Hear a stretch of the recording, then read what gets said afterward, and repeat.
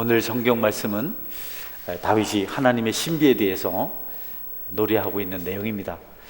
이 땅의 모든 것이 하나님의 신비를 담고 있습니다. 그렇다고 다윗이 이렇게 고백을 합니다.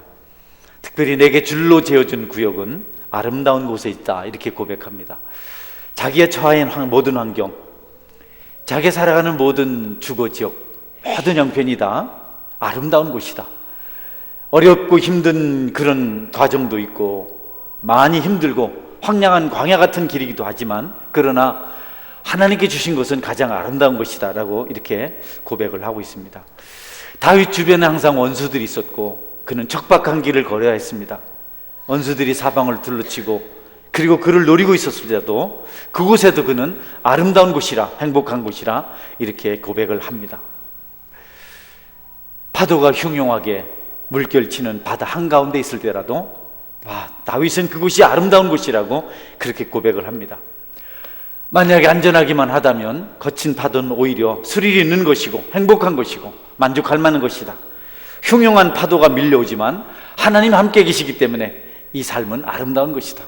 언제 이렇게 거친 파도를 경험하고 언제 이렇게 롤러코스터를 타볼 수 있겠는가? 하나님께서 함께 하시기 때문에 이 환경조차도 아름다운 것이다 라고 말하고 있습니다.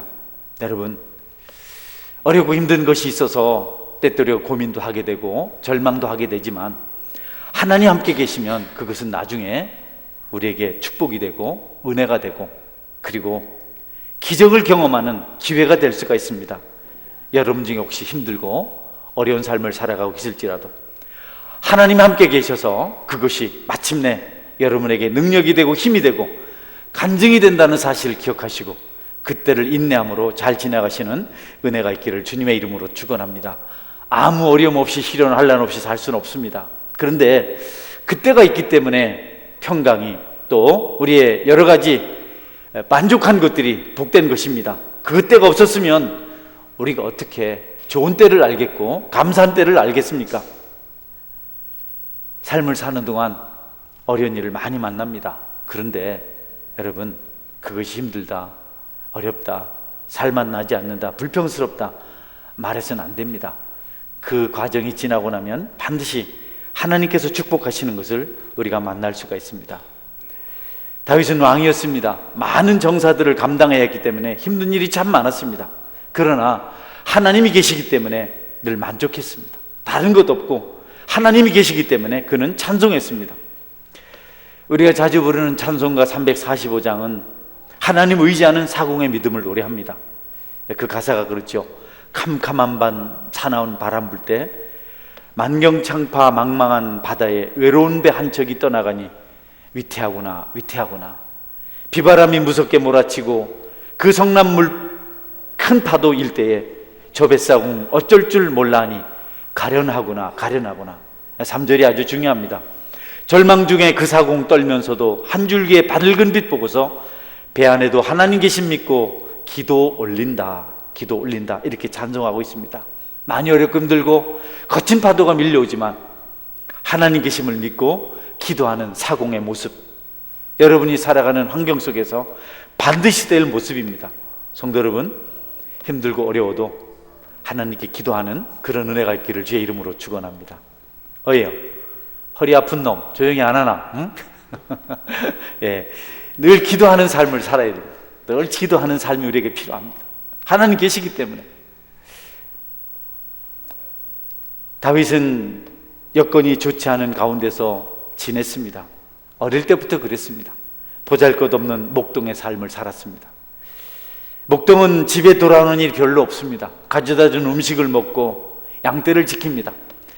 중동지역 떼약볕에서 얼굴이 빨갛게 타버립니다. 그들은 피부색이 희기 때문에 얼굴이 타면 빨갛게 바뀝니다. 우리는 새카맣게 바뀌죠. 사람들에게 소외를 당했고 아버지에게도 인정을 받지 못했습니다. 대적들에게 늘 쫓기는 인생을 살았습니다. 그러나 여러분, 그렇다고 해서 그는 비관하거나 좌절하거나 낙심하지 않았습니다. 내 신세가 왜 이럴까? 난 하나님의 축복을 받지 못해. 비난하거나 불평하거나 원망하거나 그는 조금이라도 하나님 앞에 범죄하는 자리에 있지 않았습니다. 감사했습니다. 찬송했습니다. 모든 것이 힘들었지만 하나님 계심을 믿고 그것을 천국으로 생각했습니다. 믿음이 없으면 만족할 수 없습니다. 믿음이 없으면 감사할 수 없습니다. 믿음이 없으면 원망밖에, 불평밖에, 부족밖에는 말할 것이 없습니다. 그러나 믿음이 있으면 오히려 어려움 속에서 더 큰 찬양을 할 수가 있는 겁니다. 다윗이 하나님 붙들고 살아갈 수 있는 이유가, 그가 초월적인 만족을 누리며 살아갈 수 있었던 이유가 바로 하나님을 믿는 믿음이 있었기 때문입니다. 저와 여러분이 힘들고 어려울지라도 하나님 의지하는 믿음이 있으면 만족한 길을 걸어갈 수가 있습니다. 믿음이 없으면 우리는 절망합니다. 하나님을 바라보는 영적 안목이 없으면 우리는 불평할 것밖에 없습니다.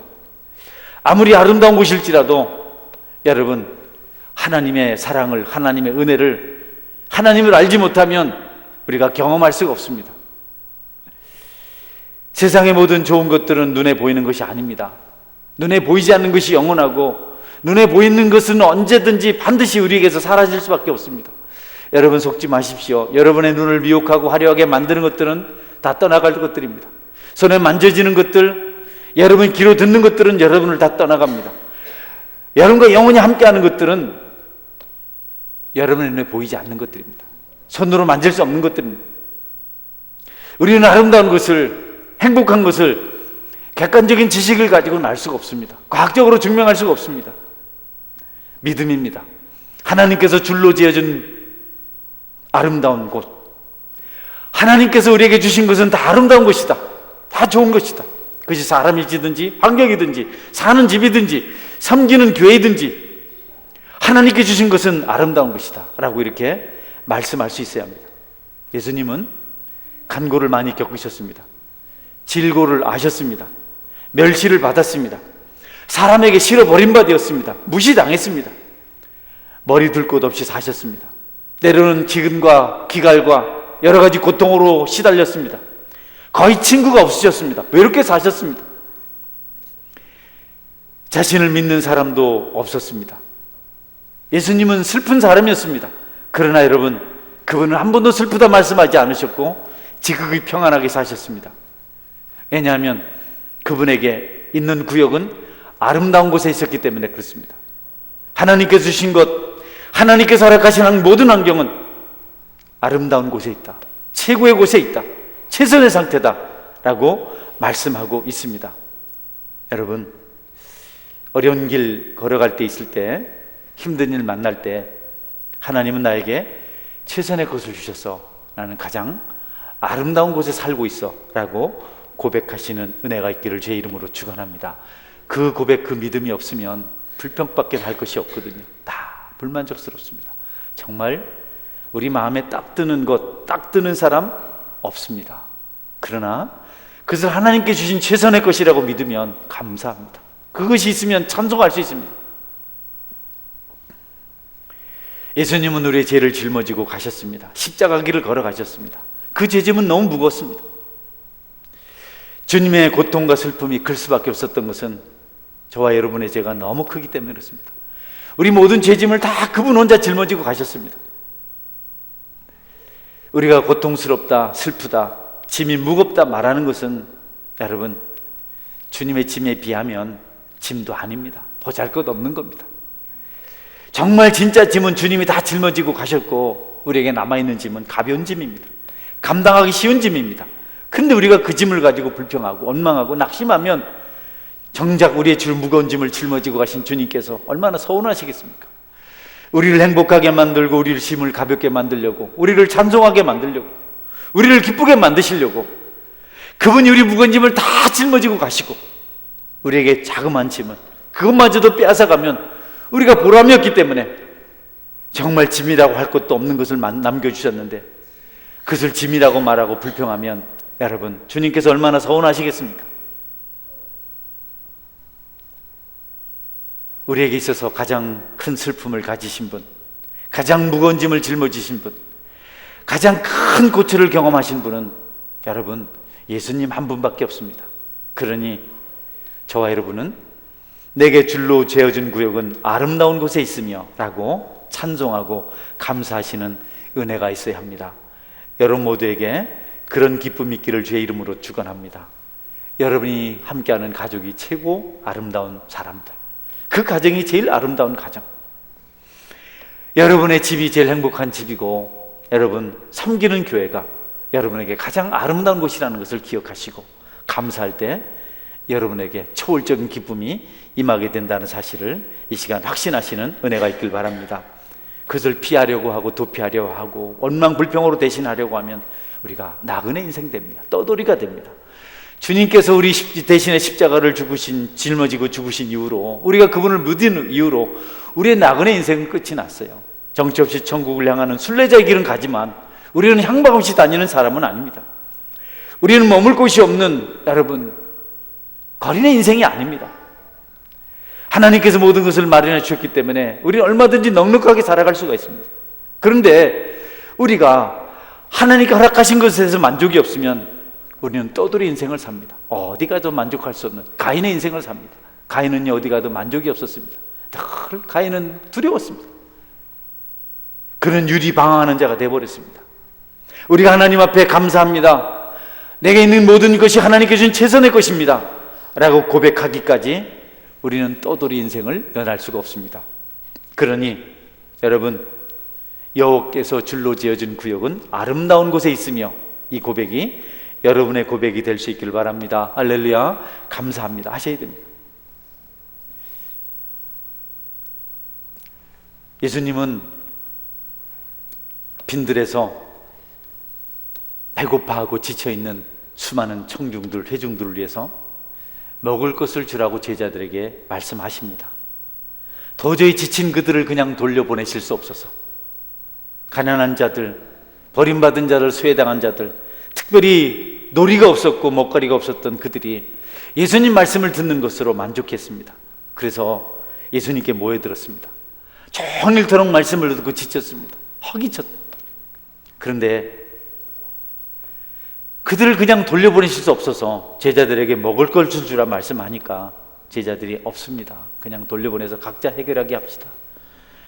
200데나리의 떡이 있어도 부족합니다. 수천만 원 있어도 안 됩니다. 그럴 때 여러분, 어린아이가 보잘것없는 도시락을 가지고 왔습니다. 보리떡 5개, 물고기 2마리. 주님께 드리기에는 좀 민망한 것이죠. 주님께 드리기엔 좀 부끄러운 것이죠. 적어도 2만 명 되는 청중들에게 메시지를 전하고 그들에게 기적을 행하신 분에게 여러분 참 좋은 음식을 줘야 되는 거 아니겠습니까? 그런데 여러분, 그 또 어린아이가, 코올리개가 쪼물락거린 보리떡 5개 하고 여러분 소금에 절인 물고기 2마리 가지고 왔습니다. 우리 주님께서 그것을 받으셔서 기적을 행하셔서 거기 있는 모든 사람들을 먹이셨는데, 그들 중에 그 누구도 음식이 박하다느니 보잘것없다느니 이런 걸 주느니 하는 사람이 한 사람도 없었습니다. 우리 주님은요, 우리가 은혜를 받으면 모든 것에 만족할 수 있는 사람인 것을 믿고 계십니다. 그래서 가차없이 은혜로 기적을 일으키셔서 그들에게 보잘것없는 도시락을 나눠주셨습니다. 주님이 함께 하시면 보리떡조차도, 소금에 절인 생선조차도 감사의 제목이 되고 기적의 제목이 될 수 있습니다. 우리가 주님 때문에 그런 행복을 누리며 살아갈 수 있어야겠습니다. 여러분, 원망하지 마세요. 불평하지 마세요. 사람 싫다고 말하지 마십시오. 이리저리 여러분께서 더 나은 것이 있을 것이라고 방하지 마십시오. 여기서 만족할 수 없고 현실에 만족할 수 없는 사람은 그 다음 번째 축복을 받을 수가 없고 어느 것을 가져도 만족할 수가 없습니다. 어디 우리에게 딱 맞는 장소가 있겠습니까? 어디 우리에게 딱 맞는 사람이 있겠습니까? 어디 우리에게 꼭 맞는 직업이 있겠습니까? 어디 우리에게 만족시킬 만한 음식이 있으며 우리를 충족시킬 만한 물질이 있겠습니까? 10억이면 되겠습니까? 그때 되면 100억을 욕심내지 않을까요? 100억이면 되겠습니까? 1000억을 욕심내지 않겠습니까? 우리가 경험하잖아요. 아무리 많이 가져도, 아무리 많이 누려도 더 부족하잖아요. 세상 살아봤잖아요. 주님을 섬기는 사람들은 내게 주신 곳이 최선이고 이것이 가장 아름다운 곳이라는 고백을 해야 하고 그런 만족이 있어야 합니다. 주님은 어떤 경우라도 찬송에 감사했습니다. 그래서 내가 여호와를 항상 내 앞에 모시며 라고 평안을 노래합니다. 늘 하나님을 모시고 살았습니다. 나 한 사람 만족하지 못하고, 나 한 사람 감사하지 못하고, 나 한 사람 기뻐하지 못하는 것으로 끝이 난다면 얼마나 좋겠습니까? 그러나 내가 불평하고 원망하고 감사하지 못하고 기뻐하지 못하면 그 불편한 분위기가 다른 곳으로 전가됩니다. 남편이 힘들어하면 아내가 힘들고, 아내가 힘들어하면 남편이 힘들고, 부모가 힘들어하면 자녀가 힘들고, 자녀가 힘들어하면 부모가 힘이 들고, 어떤 교우가 힘들어하면 또 다른 교우가 힘들어하고, 불평은 계속해서 파급됩니다. 여러분, 나쁜 누룩도 있습니다. 괴악한 누룩도 있습니다. 물론 좋은 누룩도 있죠. 밀가루를 부풀게 하는 그런 누룩이 있는가 하면 썩게 만드는 누룩도 있다고. 우리 주님께서는 바리새인들을 조심하라고 말씀하셨는데, 우리 감사하지 못할 때 괴악한 누룩이, 죄악된 누룩이 퍼져나갑니다. 그러니 여러분, 우리 공동체 속에서, 우리 삶 속에서 괴악한 누룩이 더럽게 만들고 썩게 만들고 타락하게 만들지 않도록 우리가 항상 좋은 누룩, 하나님 기쁘게 하시는, 하나님을 기쁘시게 하는 그런 역할을 감당하는, 만족하며 감사하며 찬송하며 살아가는 은혜로운 삶을 살아갈 수 있어야겠습니다. 여러분에게 그 기쁨이 있기를 주님의 이름으로 축원합니다. 감사가 없으면 안 됩니다. 찬송이 없으면 안 됩니다. 우리 주님은요, 모든 것을 볼 때마다 하나님을 찬양했습니다. 그냥 불신자들은 하나님 없다고 말하고, 하나님 무슨 하나님이라고 말하고 자신들을 자랑하지만, 우리 하나님 그 독생자 예수 그리스도, 그분께서는 모든 것을 통해서 우리 하나님을 보셨습니다. 산을 보실 때도, 태양을 보실 때도, 넓은 들판을 보실 때도, 추수 때에 거두어들은 풍성한 곡식단을 보시면서도 하나님의 사랑을 보셨고, 하나님의 손길을 보셨고, 자상한 그분의 미소를 보셨고, 그분을 찬송했습니다. 거친 파도는 하나님의 숨결이었고, 잔잔한 바다는 하나님의 평온함이었습니다. 모든 일에 하나님이 함께 하신다고 그분은 믿고 고백하고 그렇게 말씀하셨습니다. 병을 고치는 모든 과정 속에서도 아버지 하나님께서 하셨다고 말씀하셨습니다. 모든 일이 하나님께서 하시는 것임을 그분은 믿고 고백했습니다. 우리는 까마귀가 스스로 먹고 산다고 생각합니다. 그러나 예수님은 하나님께서 먹이신다고 말씀하셨습니다. 사람들은 들의 백합화를 보고 아름답다고 말했지만 예수님은 하나님께서 들풀도 입히신다고 말씀하셨습니다. 하늘에 계신 하나님 모든 곳에서 예수님과 밀접한 관련을 가지고 있었고, 예수님께서 그것을 인정하셨습니다.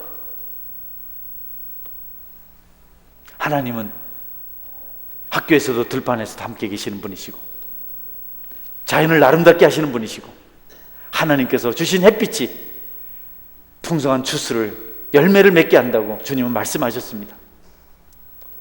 농부에게 가져다 준 기쁨은 추수 열매가 아니고 그 이면에 하나님이 계셨다고 말씀하셨습니다. 들에 있는 한 포기 풀도 하나님께서 키우신다고 말씀하셨습니다. 곤충들까지도 하나님께서 돌보신다고 말씀하셨습니다. 하물며 우리에게 하나님께서 은혜를 베푸시지 않겠는가? 우리를 돌보시지 않겠는가? 우리를 사랑하지 않겠는가? 라고 말씀하셨습니다. 이슬 한 방울에서 바다에 이르는 모든 것까지 하나님을 나타내고 있다고 그렇게 말씀하셨습니다.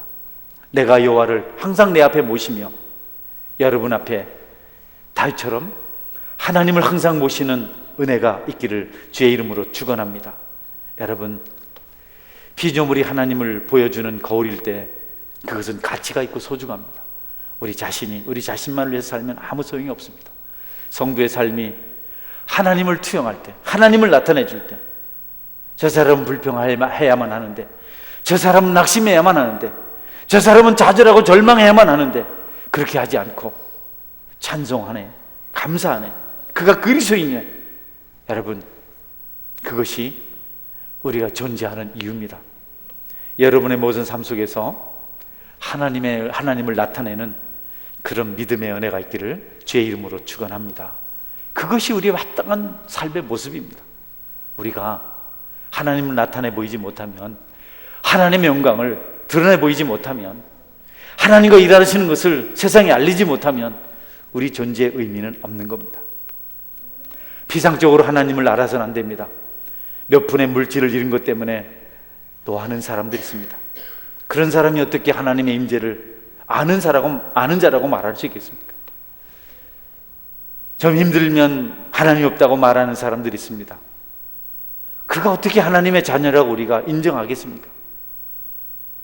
아침에 일어나서 밤새 여러분을 지켜준 하나님을 생각하고 감사할 수 있어야 합니다. 그분이 어둠의 장막을 걷어주지 아니하시면, 햇빛을 주지 아니하시면 우리가 어떻게 잠자리에서 일어나겠습니까? 여러분이 옷을 입을 때도 의복을 주신 분이 하나님인 것을 감사하십시오. 아침 식사를 하기 위해서 식탁에 앉았을 때도 풍성한 음식을 주신 분이 하나님인 것을 감사하고 여러분이 그분 앞에 기도할 수 있어야 합니다. 여러분 사업장에서 일터에서 함께 하신 하나님을 기억하시기 바랍니다. 어디든지 주님이 함께 하신 것을 여러분이 믿어야 합니다. 오늘 아침에 여러분들 기도하셨나요? 하나님 감사합니다. 여러분이 교회로 오는 길에서 좌우를 살피면서 감사 제목을 찾으셨습니까? 하나님이 인자하시기 때문에 우리가 오늘 삶을 살 수가 있고 건강을 유지할 수 있습니다. 가정에서도 어디에서도 하나님의 임재를 갈망해야 될 이유가 바로 거기에 있습니다. 우리가 그렇게 하지 않으면 불평하는 자로, 원망하는 자로 살아갈 수밖에 없습니다. 성도 여러분, 모든 일에 하나님이 함께 하심을 기억하시고 감사하시는 믿음이 있기를 바랍니다. 여러분이 입는 옷조차도, 마시는 물조차도 하나님이 함께 하지 않으면 주어질 수 없는 것들입니다. 세상 모든 것은 다 변합니다. 다 달라집니다. 변하지 않거나 소멸되지 않는 것은 아무것도 없습니다. 꼭 한 가지, 하나님만 동일하신 분이십니다. 어제나 오늘이나 내일이나 영원토록 변하지 않는 분이 바로 그분 하나님이십니다. 그 변하지 않는 그분이 우리와 함께 하신다면 우리도 변하지 않는 신실한 삶을 살아가야 합니다. 모든 세대를 통해서 우리 안식처가 되어 오셨고, 여러분, 우리가 알지 못하는 영원한 집을 그분이 우리에게 주셨습니다. 언제나 우리 주변에 항상 함께 하십니다. 그럴 때 우리는 가장 기뻐하고 즐거워하게 되는 겁니다. 종종 개인적으로 인위적인 방법을 선택하고 싶은 때가 있습니다. 이렇게 이런저런 기분대로 한번, 기분 내키는 대로 내 힘을 써서 내 육체적인 물리적인 방법들을 동원해서 어떤 일을 해보고 싶은 생각이 있습니다. 그런데 그때마다 내가 그렇게 하면 하나님께서 일하시지 않을 것이라는 생각이 들어서 힘들지만 절제를 합니다. 말할 줄 모르는 것도 아니고 또 힘이 없는 것도 아니고 뭐 여러 가지 나름대로 우리가 다 나름대로의 가치를 가지고 살아갑니다. 저도 마찬가지입니다. 그러나 그렇게 하는 것을 절제합니다. 왜냐하면 하나님께서 일하셔야 가장 정확하기 때문에 그렇습니다. 하나님께서 하시도록 자리를 양보해 주어야 그분이 최선의 상태로 모든 것을 만들어 가시기 때문에 하나님보다 앞서거나 물리적인 방법을 동원해서는 안 되는 것이 우리의 모습입니다. 여러분, 성도의 삶을 성실하게 사십시오.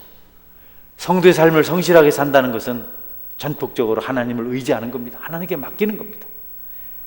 내가 화를 내고 내가 앞장서서 이것저것 정리하고 나면 많은 부작용이 발생합니다.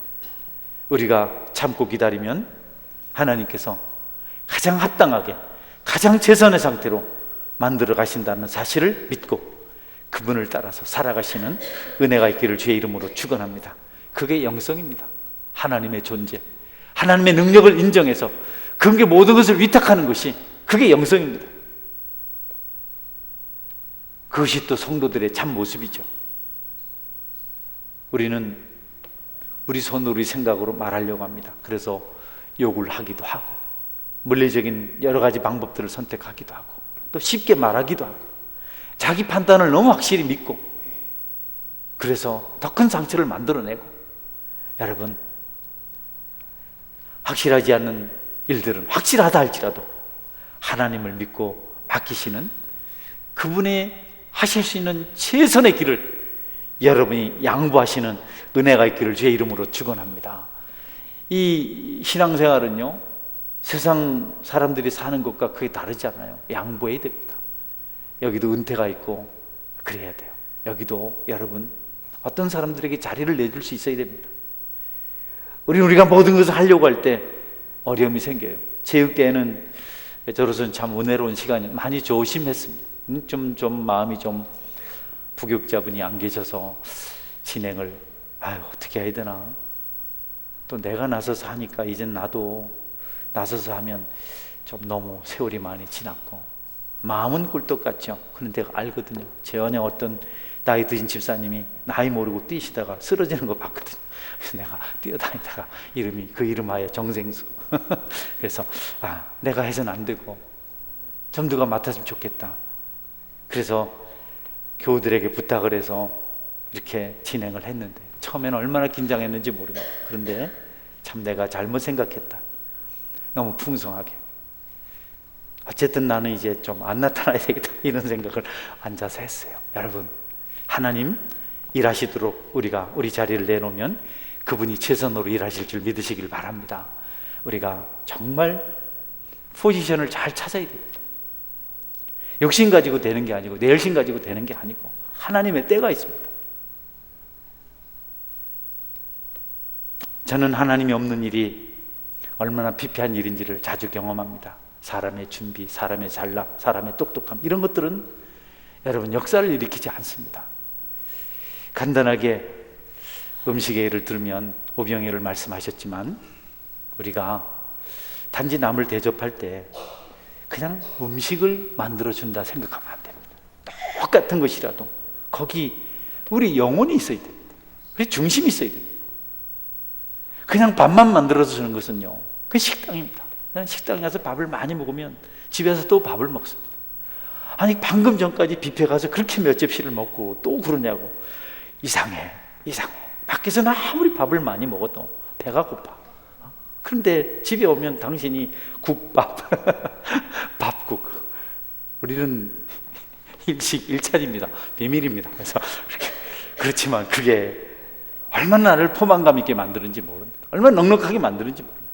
나는 그래서 집사람한테 꼭 밥을 해달래요.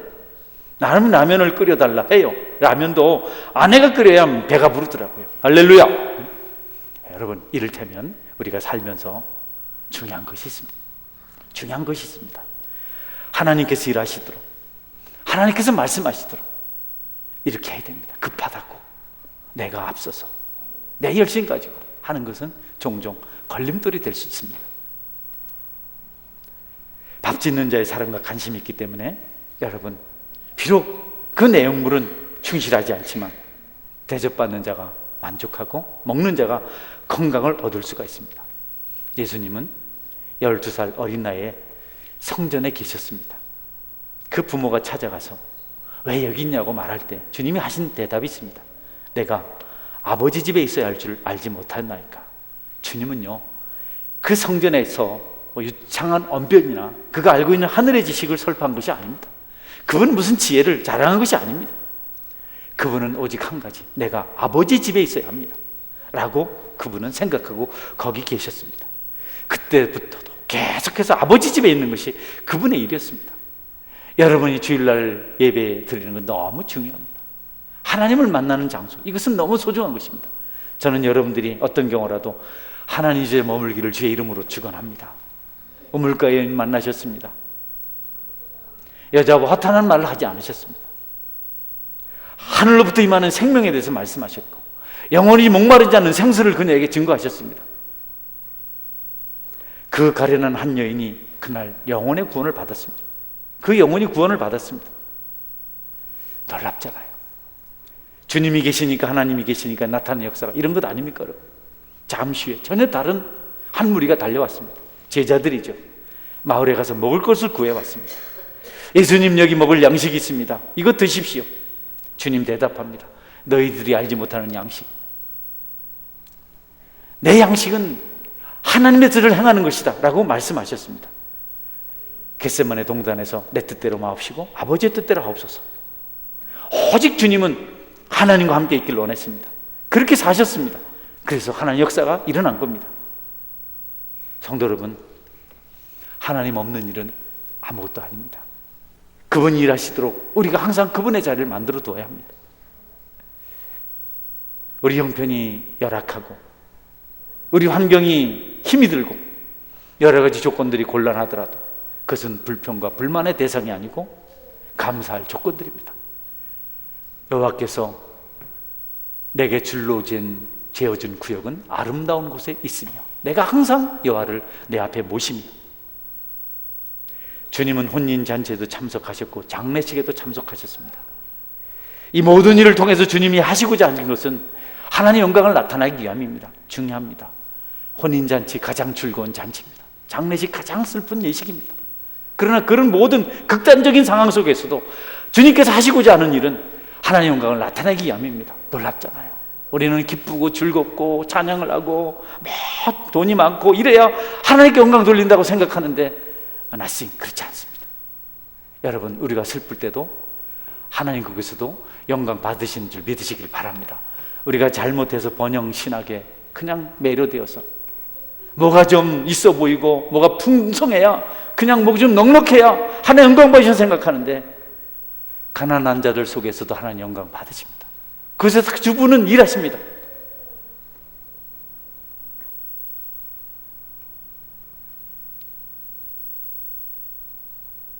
우리는 성경에서 예수님을 만납니다. 우리는 그 성경 말씀 속에서 기도하시는 주님을 봅니다. 기도를 통해서 죽은 자를 살려내시는 주님, 탄식하며 피와 땀을 흘리시면서 기도하시는 주님, 오직 그분은 하나님 영광을 드러내기 위해서 눈물을 흘리며 피 흘리며 땀 흘리며 기도하셨습니다.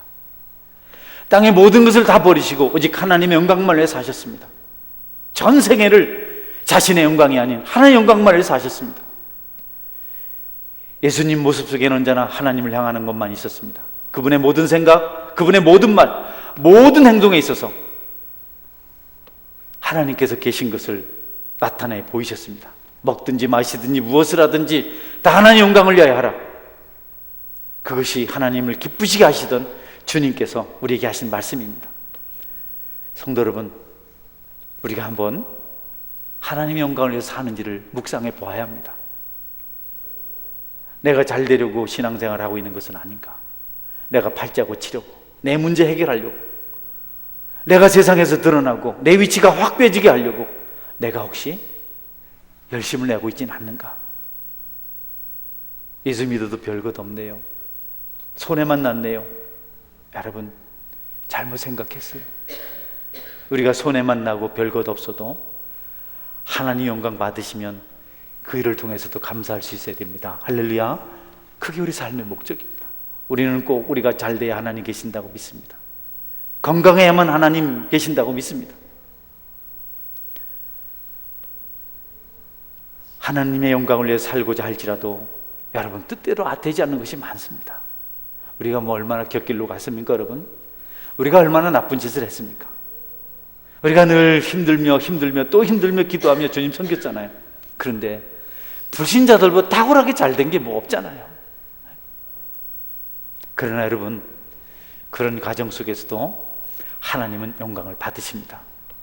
우리의 뜻을 구하는 것이 아니고 시온의 대로를 걷기 위하여 하나님의 뜻을 구해야 됩니다. 하나님의 뜻을 구하는 것이 천국을 향한 첩경입니다.